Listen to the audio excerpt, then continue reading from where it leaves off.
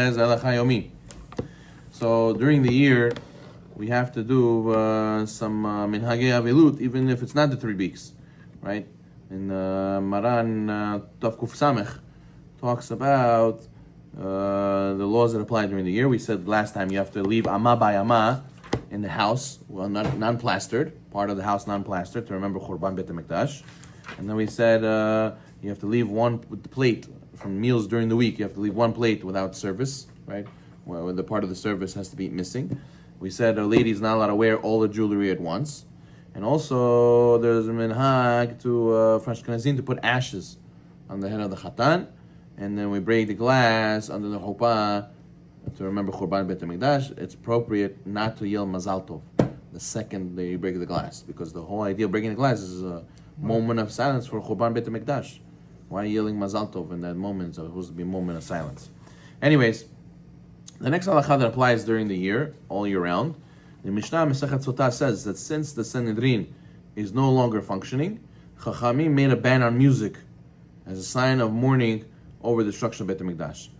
However, the Yerushalmi says this was only in order to prevent frivolous behavior. What's frivolous behavior? Silly behavior. When people put music, they drink wine, so they go and they to get comfortable, get excited, So in order to tone it down a little bit, not too much, Chachamim made it that it's a sort to play music, to listen to music.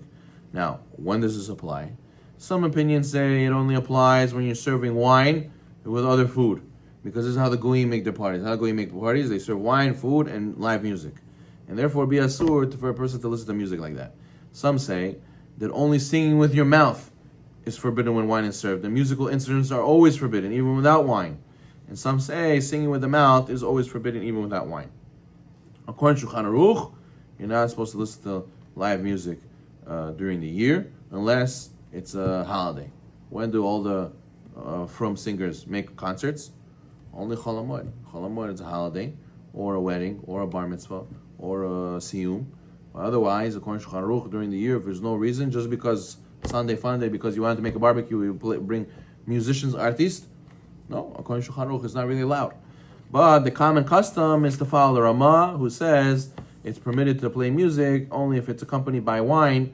It's not allowed. So if you have wine, in the bar, how do people do? People have live music in the bar, and they start singing. They're all drunk. Like this, right? That's what the Chachamim said is asur, the Ramah says. But if you're not going to do that, you're not going to serve wine, you're not going to play live music like that and get so carried away, so you'll be allowed to play live music. According to some poskim, listening to recorded music is not considered the same as listening to an instrument. Other poskim, however, are strict. One who's depressed and needs to lift his spirits is allowed to listen to music during the year. If it's a wedding or a sudat mitzvah, you're allowed to play music even if wine is served. 30. One who sings praises to Hashem is allowed to play music while doing so. So it comes out, if you want to follow strictly Shulchan Aruch, you shouldn't be listening to live music, and some say even not recorded music during the year, because of Churban Bet HaMikdash. Okay, 31. The Mishnah states that a Chatan Kala do not wear crowns at their wedding in order to remember the destruction of Bet HaMikdash. However, since it's unclear what type of crown the Mishnah is talking about, this custom is no longer practiced today. 32. One should not be overly joyful while we don't have the Bet HaMikdash. Even when the Bet HaMikdash will be built, we will not be able to be allowed to be frivolous. Frivolity leads to sinning. However, according to some opinions, when the Bet HaMikdash will be built, there will be no more Yetzirah. So you can do Mansha'u as you want. There's no Yetzirah going to be over there. 33. Even for a mitzvah, like dancing, like celebrating Purim and dancing at a wedding, one should not act too wildly. The person has to remember that you have to have some seriousness and yirat shamayim. Don't do things that are outrageous. Okay, 34. Some people have the custom to fast every Monday and Thursday because they're mourning the Bet HaMikdash. However, if one needs the strength to learn and do mitzvot, he doesn't have to. Some people have a custom to refrain from eating meat on Monday and Thursday. Okay, Tikkun Chatzot.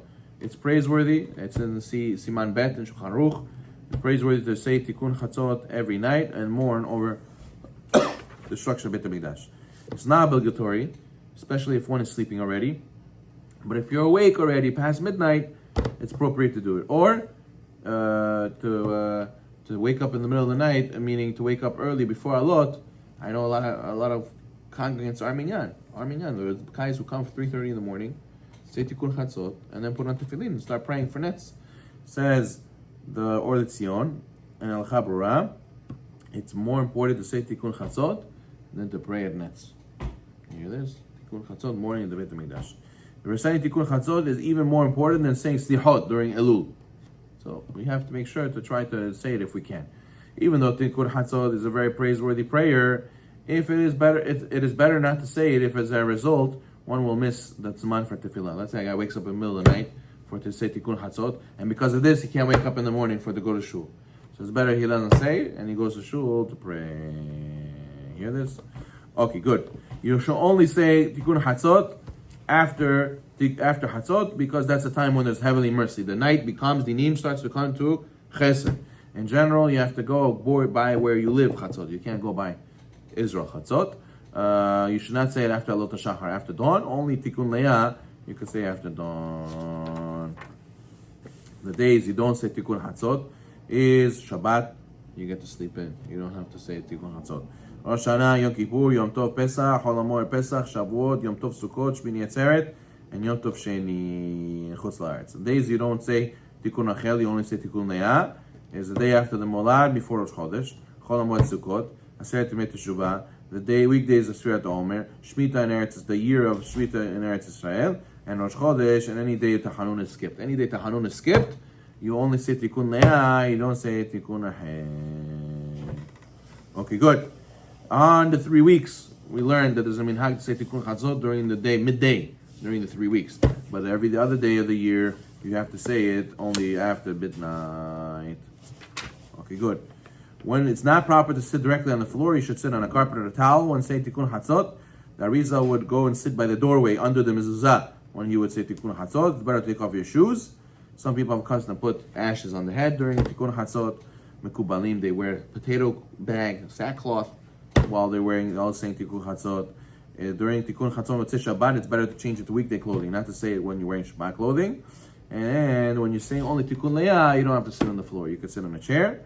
When saying Tikkun Chatzot, you should have in mind to mourn and cry over the destruction of Beit HaMikdash, the death of the Tzaddikim, the burning of the Torah, the disrespect of the Tamil Chachamim, and the pain of the Shekhinah. And this is that the Bnei Israel are exiled, have no leader, are all lost all over the world.